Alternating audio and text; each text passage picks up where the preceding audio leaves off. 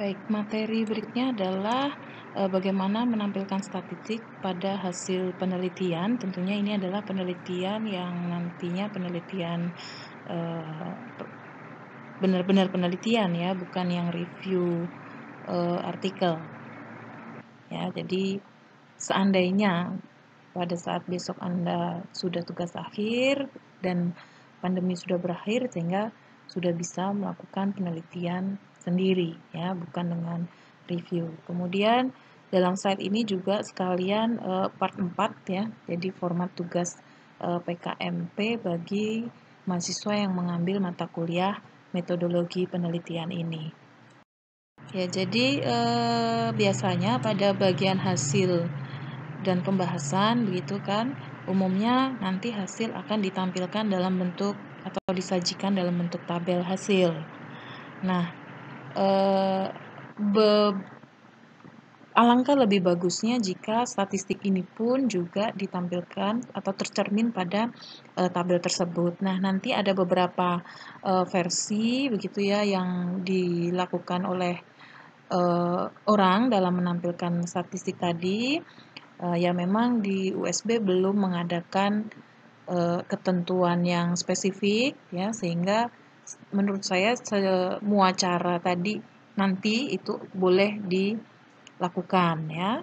Kemudian caranya adalah bisa dengan menggunakan tanda, menggunakan huruf begitu A, B, C, tapi bisa juga menggunakan tanda bintang ya. Ada yang bintang 1, kadang begitu bintang 1, bintang 2, bintang 3 dan seterusnya. Ya, jadi ini untuk menyajikan hasil olahan statistik gitu ya, secara simple dan ringkas. Jadi dalam tabel itu nanti akan terlihat ringkasan dari hasil statistiknya seperti apa. Ya, metode yang pertama, misalnya contohnya ini ya, dalam sebuah penelitian dari website terlampir ya. Jadi caranya adalah dia menggunakan huruf ya, A, B, C begitu ya. Nah, di sini ada keterangan di bawah ya bahwa means with different alphabet in the same row indicate significant difference gitu ya. Jadi rata-rata hasil treatment gitu ya, berbeda hurufnya pada baris yang sama mengindikasikan berbeda secara signifikan ya. Jadi peneliti ini kan intinya dia membandingkan ya, membandingkan perlakuan waktu dan suhu gitu ya terhadap kadar fenolik total gitu ya. Fenolik total dengan angka sebagai setara dengan asam galat tiap 100 gram bahan seperti itu ya. Nah, di sini ada hasilnya gitu ya. Nah, jadi peneliti ini tidak dalam satu statistik begitu semua data dijadikan satu kemudian dianalisis ya. Kalau melihat ini adalah in the same row begitu ya. Jadi dia membandingkannya itu dalam baris yang sama gitu ya. Jadi skin dianalisis sendiri, fluid dianalisis sendiri, flash dianalisis sendiri.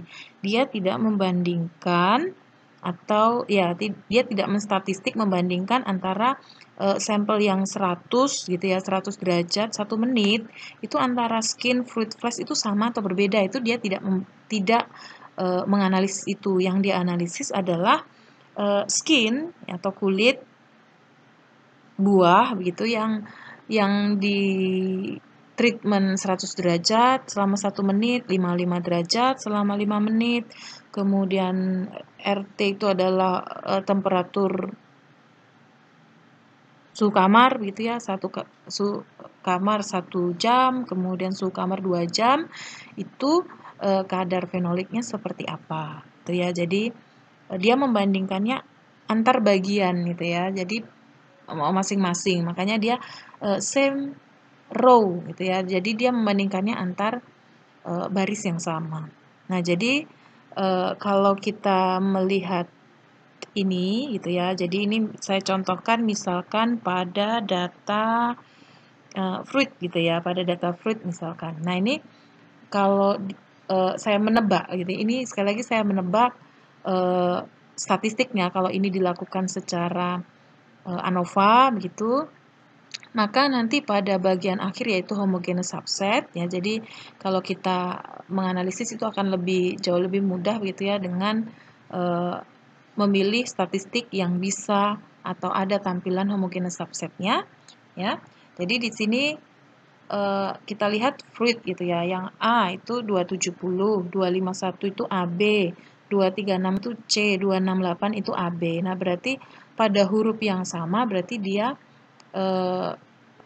mengindikasikan bahwa dia tidak berbeda signifikan kan begitu ya. Ini ada A, B dan AB. Berarti kalau dia kodenya A 270 ya, fruit. Sekali lagi ini kita lihat pada bagian fruitnya ya. Ini berarti antara 100 derajat dengan 55 derajat kira-kira sama atau berbeda kalau seperti itu. Jadi 270 itu A, sedangkan 251 itu AB. Nah, itu berarti dia ada kesamaan kan begitu ya, ada kesamaan gitu. Kemudian 251 dengan 268 itu berarti secara statistik itu juga sama. Nah, jadi yang berbeda di sini, yang paling berbeda itu adalah yang 2, 3, 6. Ya, jadi hasil ini saya cuplik hanya di bagian fruit. Kalau saya menduga homogeneous subsetnya, ya adalah pada slide selanjutnya. Nah, seperti ini ya. Jadi A dan B itu apa ya? Jadi itu menunjukkan subset kan begitu ya. Jadi pada saat homogeneous subset itu ada subsetnya. Nah, subset di sini tentunya ada subset 1, 2 gitu ya. Karena ini tadi kan kodenya sampai C begitu berarti di situ ada 3 subset. Kalau sampai D ya berarti 4 subset. Nah, tadi data tadi kan sampai C ya. Jadi 3 subset. Nah, pada subset itu kalau Anda cek lagi atau pahami lagi di materi kuliah sebelumnya gitu ya. Itu kan yang memiliki rata-rata paling kecil itu posisinya akan ada di atas ya. Jadi semakin ke bawah itu rata-ratanya semakin besar ya. Di sini yang memiliki rata-rata 236, kemudian 251, 268, 270. Jadi semakin ke bawah itu semakin besar. Ya, prinsip pada saat kita mendapatkan hasil pada SPSS ya. Nah, sekarang kita melihat peneliti tadi dia mengkode A, B, dan C begitu ya. Nah, jadi A, B, dan C itu memang tergantung penelitinya ya, mau dia rata-rata yang tertinggi, apa rata-rata terendah ya, monggo silakan. Yang penting itu adalah mengkode bahwa dia pada subset yang berbeda, intinya begitu. Nah, di sini sekali lagi ada 3 subset, subset 1, subset 2, dan subset 3, kan begitu.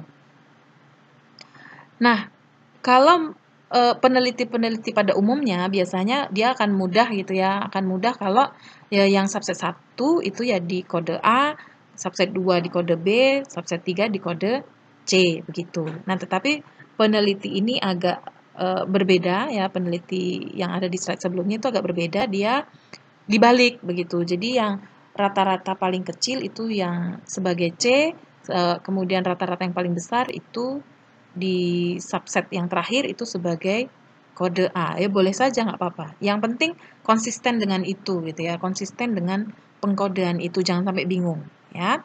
Jadi kalau peneliti yang lain mungkin 236 ini karena dia di subset 1 itu di kode A, kemudian di subset 2 itu kode B, kemudian di subset 3 itu kode C. Tetapi sekali lagi peneliti yang tertampil di slide sebelumnya itu 236 itu sebagai C, sedangkan yang lainnya itu 251, 268, 270 tadi ada kode A. Ya.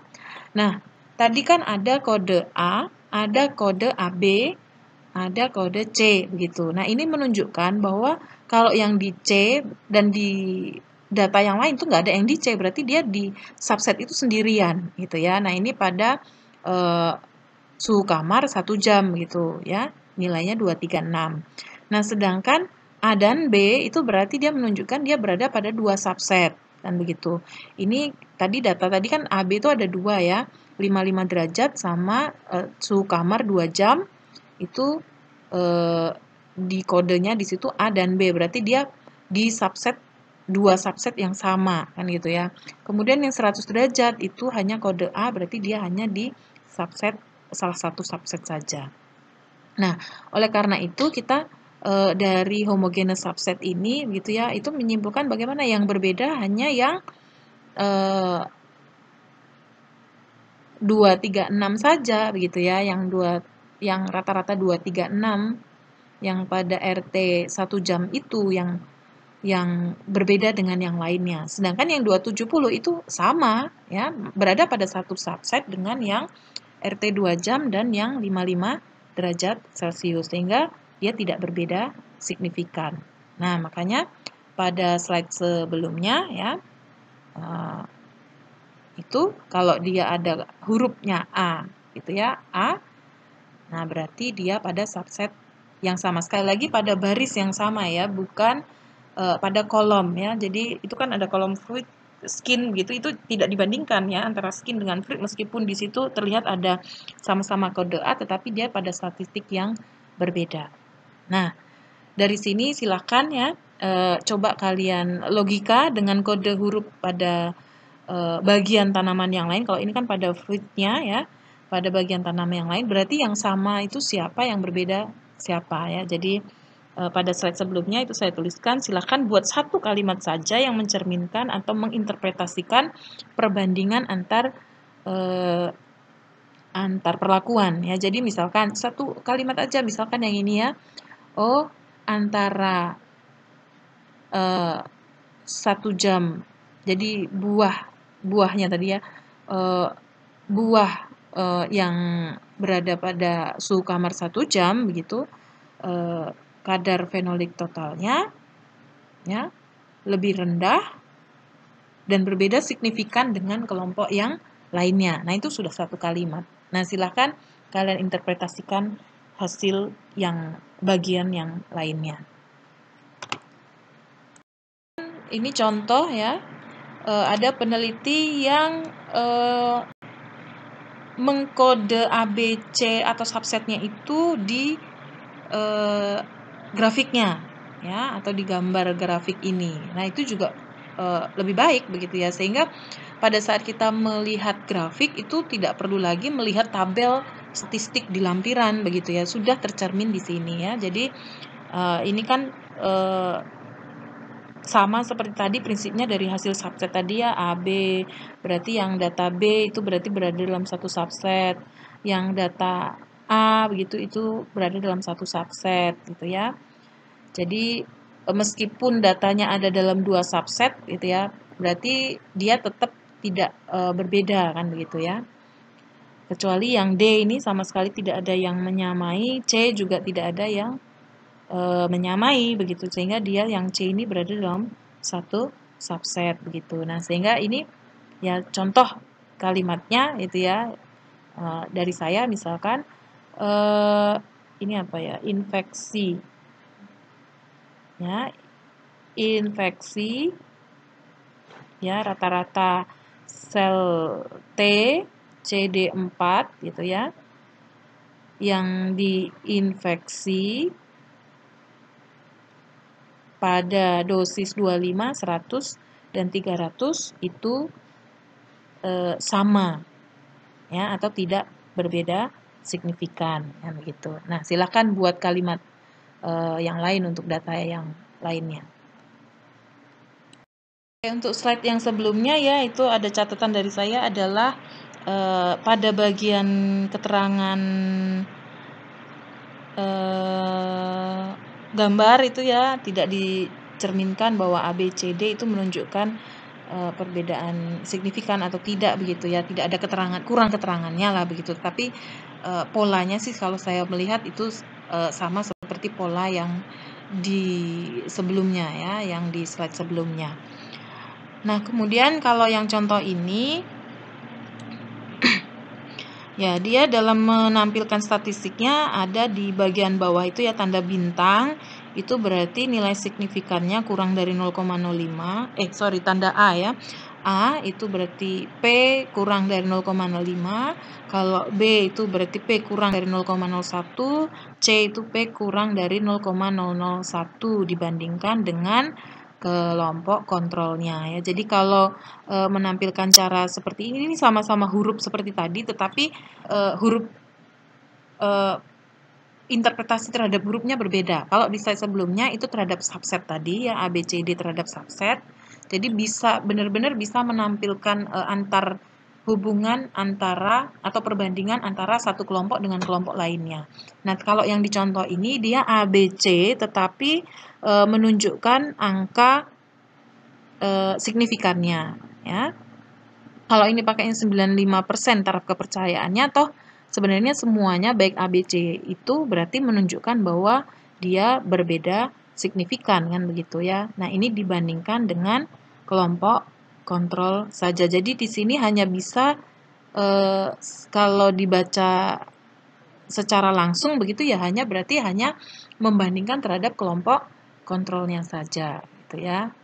Tapi tidak bisa melihat secara keseluruhan begitu. Artinya ini misalkan noni begitu ya, noni dengan noni 0,5 mg yang Hawaii dengan noni Tahiti 0,5 mg berarti sama atau berbeda. Nah, itu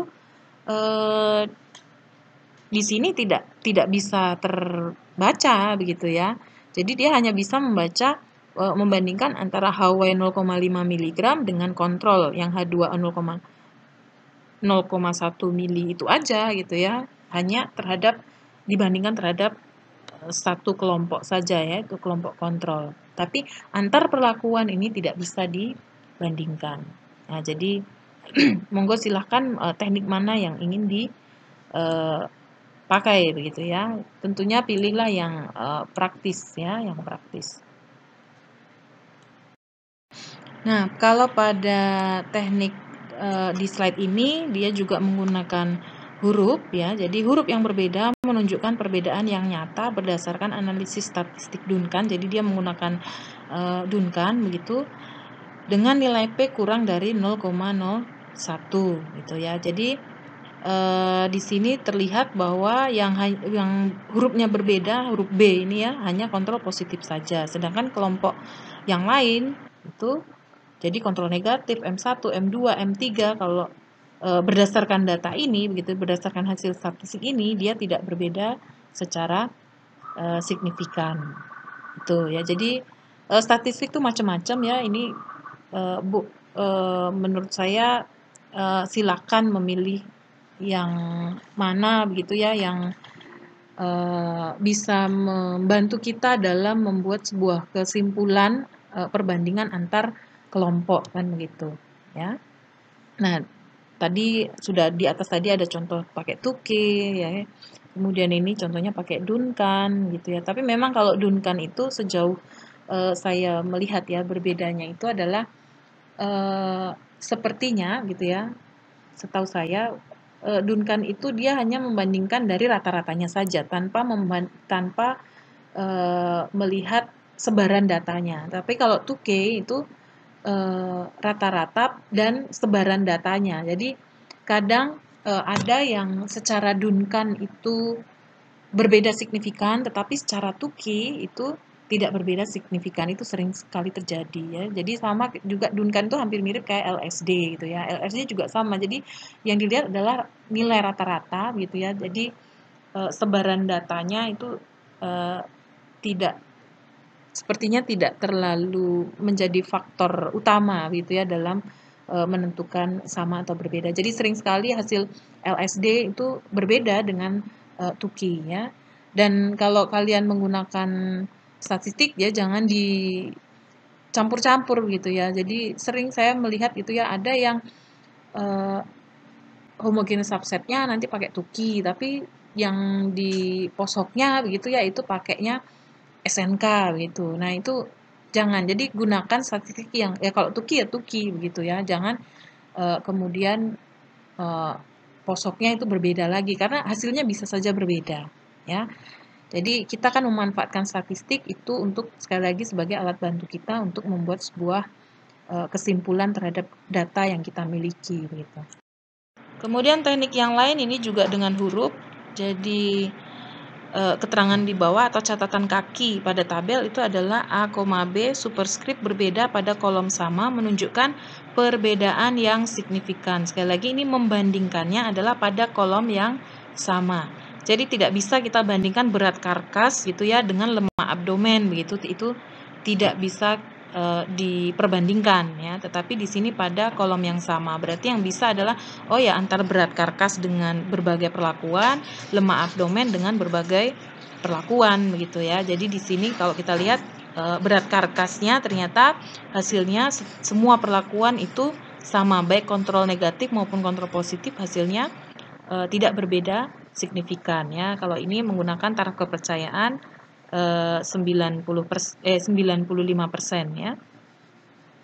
Oke, kemudian lemak abdomen, nah ini ya berarti antara kelompok P0 dengan P1 berarti sama atau berbeda. Kemudian P0 dengan P2 sama atau berbeda. P0 dengan P3 sama atau beda. P2 dengan P3 bagaimana? P1 dengan P3 bagaimana? Itu terlihat dari superscriptnya. Nah, silakan itu dituangkan dalam perbandingan ya, dibuat satu kalimat tadi ya. Silahkan dibuat satu kalimat. Kemudian kalau yang ini ya, kita lihat dia menggunakan tanda bintang gitu ya. Bintang itu berarti dia berbeda signifikan dengan kontrol normal. Kemudian kalau bintang A begitu berbeda signifikan dengan tikus yang ditreatment CCL 4 ya, atau kontrol negatif begitu ya. Kontrol negatifnya.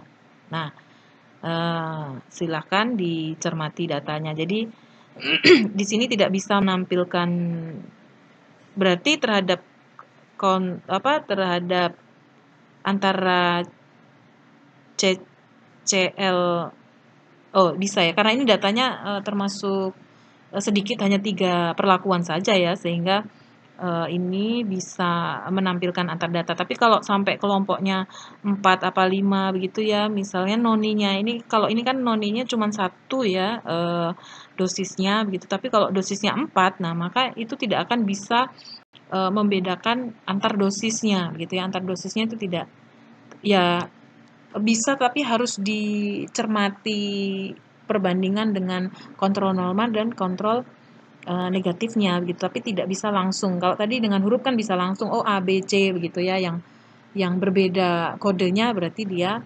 berbeda gitu, atau ya dia berbeda secara signifikan kan begitu. Tapi teknik dengan bintang ini cukup banyak sih, maksudnya bisa digunakan juga gitu. Ada beberapa peneliti yang menggunakan teknik ini.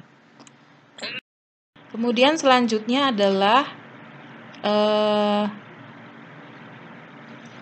contoh di sini menggunakan grafik ya, tetapi dengan kode bintang juga gitu ya, menggunakan kode bintang. Jadi kalau dia ada bintangnya menunjukkan ada perbedaan signifikan, yaitu nilai P-nya kurang dari 0,05 ya, catatan kaki di bawah grafik itu ya. Jadi bisa langsung tercerminkan begitu ya, tanpa harus melihat data statistik di bagian lampiran begitu, tetapi di bagian hasil itu sudah tercover di cara menampilkan datanya.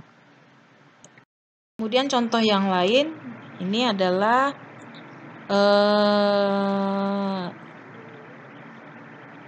menggunakan bintang begitu ya, menggunakan bintang. Kalau dia P kurang dari 0,01 itu dengan bintang 2, kalau bintang 3 itu P kurang dari 0,01 gitu ya, dibandingkan dengan vehikelnya atau kelompok kontrol negatif ya. Nah, jadi kalau itu tidak ada tandanya berarti apa ya? Kalau tidak ada tandanya berarti nilai P-nya itu lebih besar gitu ya, lebih besar dari 0,01 atau artinya tidak berbeda signifikan.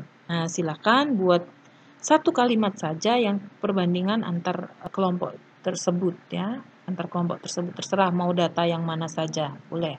Sebagai contoh bahwa kalian paham gitu ya, kalian bisa menginterpretasikan gitu ya data statistik yang ada di tabel ini. Oke, untuk contoh yang ini ya, kita lihat value are expressed as mean of 10 rats. Kemudian A, C begitu ya, itu signifikan, berbeda signifikan antara kelompok perlakuan STZ dan kontrol gitu ya. Kemudian B dan D itu menandakan berbeda signifikan atau P kurang 0,05 antara AME Annona muricata ekstrak dan STZ-nya begitu. Jadi di sini pengkodeannya begitu ya. Ya, kalau A dengan C itu terhadap STZ treat and control group ya. Kemudian kalau B dan D itu terhadap Annona muricata ekstrak dan STZ treat-nya. Nah, silakan nanti di cek ya, dicek berbedanya bagaimana gitu ya. Oke, selanjutnya adalah contoh analisis dari Mann-Whitney ya, berarti ini dari analisis non parametrik begitu ya. Jadi contohnya misalkan datanya tidak terdistribusi normal, misalkan ya, ini sekali lagi misalkan. Jadi angka-angka di sini saya hanya membuat sendiri itu ya. Ini misalkan saja gitu. Oke, jadi kalau kita lihat gitu ya, jadi kalau Mann-Whitney itu kan dibandingkan satu persatu antar kelompok gitu ya. Jadi kontrol negatif dengan positif berapa, kemudian negatif dengan perlakuan dosis 1 berapa. Jadi masing-masing. Jadi tidak seperti ANOVA bisa keluar langsung dalam ringkas dalam satu tabel begitu, tidak. Tetapi kalau Mann-Whitney satu persatu akan keluar terpisah sendiri-sendiri. Nah, oleh sebab itu nanti di bagian akhir gitu ya, di lampiran begitu harus ada ringkasan gitu ya, ringkasan hasil Mann-Whitney yang dicantumkan pada lampiran. Nah, contohnya dalam bentuk seperti ini ya, yaitu dibuat tabel gitu ya, kelompok pelakuan ke bawah dan kelompok pelakuan ke samping, kemudian diisikan nilai signifikan dan jika berbeda signifikan diberi kode tanda bintang misalkan. Nah, itu artinya dan diberi catatan kaki bahwa bintang itu berbeda signifikan. Pada lampiran itu seperti itu harus ada ya. Untuk memudahkan para penguji, para pembaca gitu untuk jadi tidak perlu berlembar-lembar melihat tabel-tabel Mann-Whitney-nya begitu, tetapi sudah tersaji dalam sebuah ringkasan hasilnya ya. Jadi dibuat sendiri ya, tidak langsung otomatis keluar dari SPSS-nya. Nah, kemudian untuk tabel hasil pada bab 4 pada pembahasan, nah maka di sini bisa dibuat dalam bentuk tabel seperti ini. Kemudian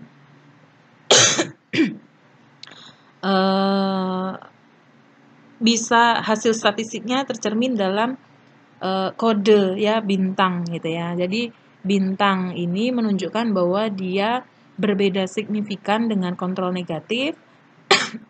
Sedangkan bintang 2 itu menunjukkan dia data itu berbeda signifikan dengan kontrol positif. Nah, artinya kalau dia tidak ada kode bintang 2 gitu ya pada perlakuan ekstrak daunnya ini misalkan ya, berarti dia sama dengan kontrol positifnya begitu ya. Kemudian kontrol negatif juga terlihat bintang 2 begitu karena dia berbeda dengan kontrol positif. Ya, jadi intinya adalah bahwa dengan Manbini ini yang bisa tercermin tidak subset-subset tadi seperti tadi ya, tetapi kita hanya bisa membandingkan bagaimana dengan kontrol negatif, bagaimana dengan kelompok kontrol positif begitu. Jadi ini misalkan contoh data yang 25 mg itu ya, dia kodenya adalah bintang, koma, bintang-bintang begitu. Jadi bintang 1 dan bintang 2. Artinya apa? Terhadap kontrol negatif dia berbeda, tetapi juga tidak sama dengan kontrol positif begitu. Berbeda dengan kontrol negatif, tapi berbeda juga dengan kontrol positifnya atau aktivitasnya tidak sebesar kontrol positif kan begitu. Nah, silakan nanti untuk kelompok yang lain kamu buat kalimat begitu ya. Dan disimpulkan berarti kalau datanya seperti ini, berarti kelompok mana sih yang paling efektif gitu ya terhadap perlakuan ini? Coba kamu tuliskan di kolom komentar.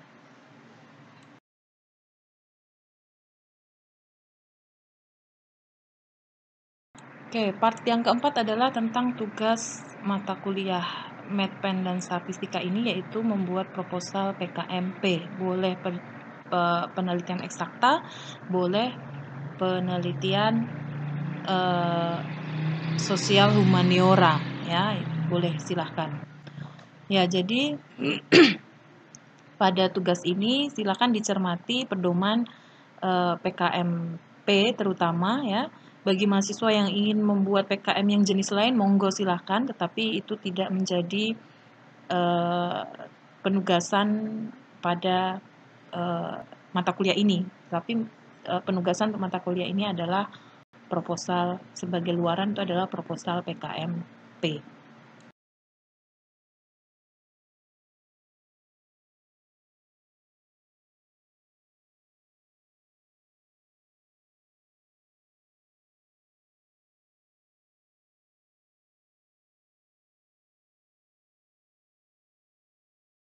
Ya, ketentuan tugas ini adalah silakan kalian membuat proposal ini secara berkelompok ya. Terdiri dari 2 mahasiswa yang mengambil mata kuliah Medpen ini. Boleh lintas teori nggak masalah, yang penting kalian punya partner begitu, kalau bisa ya yang seminat begitu ya.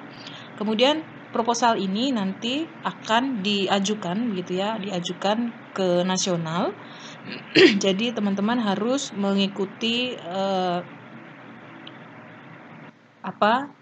langkah-langkah begitu ya, yaitu harus melalui review internal terlebih dahulu gitu ya. Nah, nanti setelah lolos di review internal, kemudian teman-teman sudah merevisi dan mengupload begitu ya. Nah, nanti pada saat akan diupload, silakan tambahkan 1 nama mahasiswa yang berbeda tingkat atau berbeda prodi, boleh ya. Jadi berbeda tingkat itu misalkan sekarang kan kalian angkatan 2018, ngambil yang 2017 atau ngambil yang 2019 apa 2020 boleh silakan, atau lintas prodi itu saya juga mengharapkan itu ya. Jadi bisa kalian nanti pada saat pengajuannya itu menambahkan prodi Anafarma atau prodi D3 Farmasi ya, yang masih satu fakultas. Kalau mau ternyata punya teman akrab atau pacarnya di D4 Ankes, D3 Ankes, ya monggo silahkan, terserah ya. Tapi saya berharap gitu ya ada yang menggait D3 Farmasi atau D3 Anafarma, supaya nanti kalau memang lolos ya mereka juga akan punya andil dalam prestasi ini begitu. Kemudian yang kedua adalah pahami dan cermati pedoman PKM ya, khususnya adalah PKMP, PKM penelitian ya. Ini sudah saya potong begitu ya pedomannya hanya di PKMP saja untuk yang kalian cermati dalam rangka tugas ini. Ini filenya sudah akan saya berikan ke kalian juga. Jadi tata tulis gitu ya, cermati ya sesuai dengan pedoman PKMP ini, karena di PKM ini maksimal halaman itu mulai dari pendahuluan sampai bab 3 gitu ya. Pokoknya bagian isi itu adalah maksimal 10 halaman saja ya. Jadi tidak boleh melebihi halaman tersebut ya. Patuhi misalkan tata cara penulisannya ya, dipatuhi karena sekali lagi format itu juga sangat berpengaruh ya dalam penilaian tugas ini dan nanti pada saat diajukan ya. Nah, untuk sementara ini memang gunakan pedoman PKM 2020 terlebih dahulu karena sampai sekarang memang yang untuk PKM terbaru itu belum keluar gitu. Sepertinya sih tidak ada perbedaan yang begitu jauh. Jadi gunakan sebagai patokan untuk saat ini itu ya PKM 2020 dulu ya. Cari ide ya apa yang akan diteliti ya, upayakan itu nanti yang akan sesuai dengan apa minat tugas akhir kalian juga ya, karena di USB kan sekarang sudah ada SK Rektor bahwa yang lolos PKM itu nanti akan mendapat apresiasi begitu ya. Nah, jadi pada saat nanti ada pengumuman, ada pedoman yang terbaru, maka silakan disesuaikan formatnya saja. Saya rasa tidak akan terlalu berbeda jauh formatnya ya. Jadi yang penting dalam minggu-minggu ini ya, 2 minggu ini begitu ya, minimal sebelum UTS, sebelum ya UAS begitu sudah ketemu dulu idenya apa yang ingin diteliti begitu ya, yang akan diangkat. Kemudian bagi yang sampai lolos review internal nantinya atau sampai upload, itu akan mendapatkan nilai tambahan 5 poin pada nilai akhir dari nilai olahan semua dosen. Jadi kan nanti nilai dosen itu kan diolah begitu ya. Misalkan nilai kalian nanti 70, berarti kalau memang lolos review internal dan sampai upload, maka nanti akan mendapatkan tambahan nilai 5 poin. Oh, jadi 75 gitu misalnya. Atau yang awalnya 65 karena dia mengupload, maka nanti akan mendapatkan tambahan poin 5 gitu ya. Begitu. Ya, tetapi bukan berarti bahwa kalau sudah mengerjakan PKM ini sudah pasti lulus begitu ya, belum tentu juga begitu ya. Tergantung nilai kalian juga pada saat ujian ya, UTS, UAS itu proses itu juga harus kalian lakukan. Tetapi kalau kalian memang mengerjakan dengan baik di semua proses, saya yakin hasilnya juga akan baik. Ya, tapi ada soalnya mahasiswa yang di nilai ujiannya itu jeblok gitu ya, sudah di remedi pun ya jeblok juga gitu ya, mentok di 40 ya, ketambahan misalkan dia upload ya ketambahan 5 ya cuma 45 gitu ya, jangan nanti bengok-bengok, loh kok saya nggak lulus padahal saya sudah buat PKM juga begitu, itu tidak bisa ya. Jadi tetap nilai ujian itu juga berpengaruh ya, tapi nanti akan ada tambahan nilai gitu. Selain itu juga menjadi porsi tugas di saya juga gitu ya. Jadi untuk pengolahan nilai tugas saya gitu ini PKM ini juga ada porsi nilainya sendiri ya. Jadi selain nanti dinilai akhir, tapi dinilai yang dari saya itu juga akan ada ya, akan masuk dalam pengolahan nilai.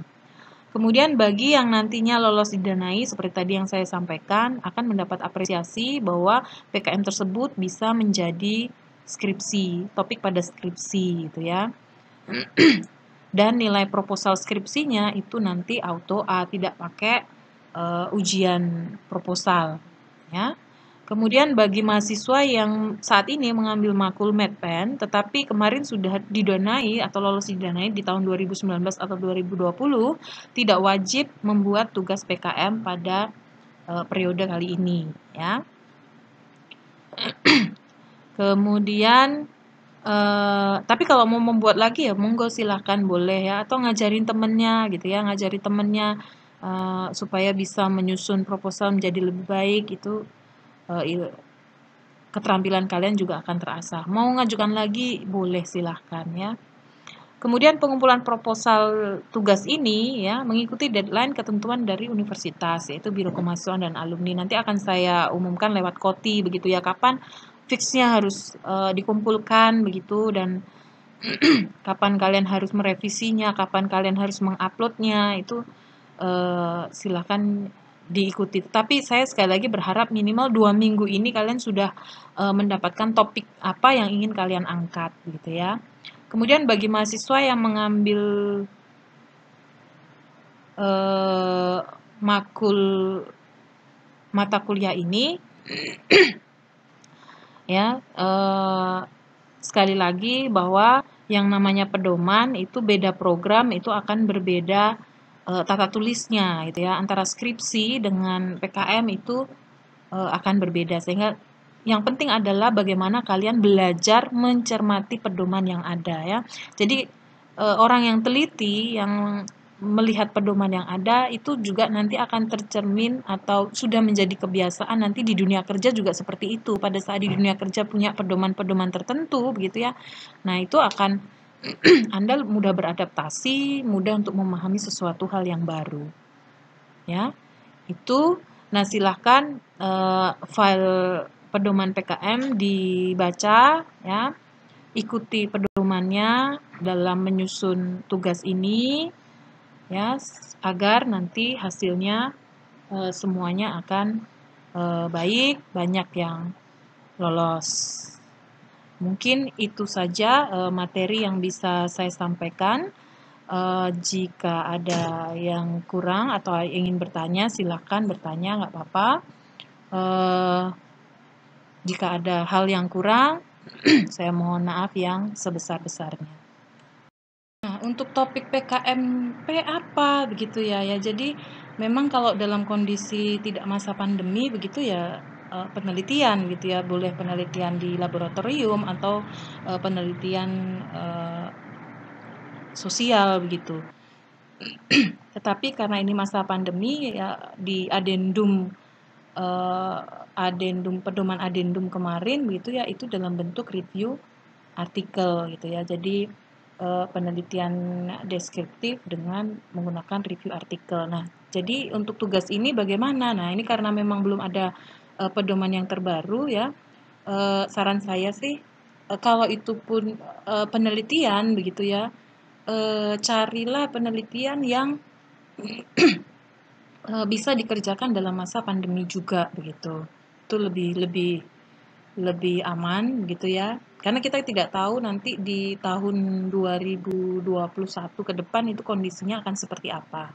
Tapi kalau memang mau langsung bentuk mempersiapkan dalam bentuk yang review itu juga diperbolehkan ya, karena tentunya dua bentuk penelitian ini akan berbeda topiknya begitu ya. Pada saat kita mau penelitian, wah kita bisa leluasa mengambil penelitian-penelitian yang belum pernah dilakukan, atau misalnya kalau di bidang saya tanaman mau diuji aktivitas begitu ya, tanaman yang masih baru-baru pun bisa begitu, tetapi pada saat itu mau di-review itu akan sangat susah begitu. Kalau yang untuk review tentunya adalah justru dicari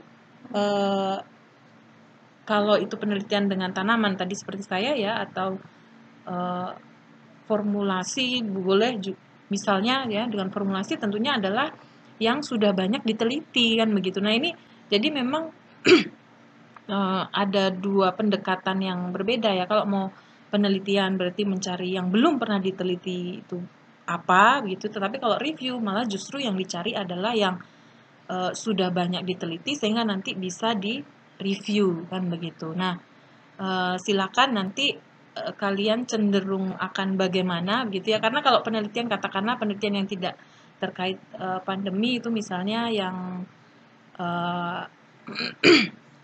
in silico begitu, itu kan bisa dilakukan ya, baik itu kondisi pandemi maupun tidak. Nah, itu jadi desain penelitian itu bisa berjalan dalam kondisi apapun ya. Review artikel pun bisa ya dalam kondisi pandemi dan tidak pandemi ya.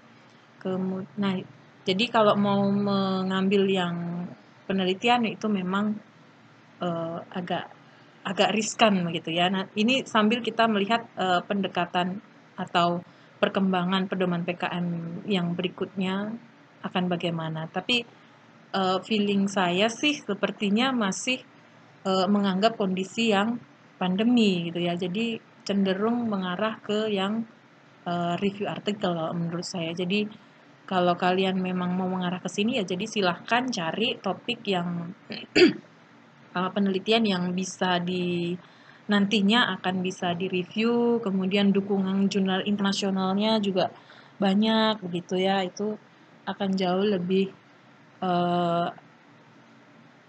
bobotnya akan kans untuk didanainya akan lebih besar.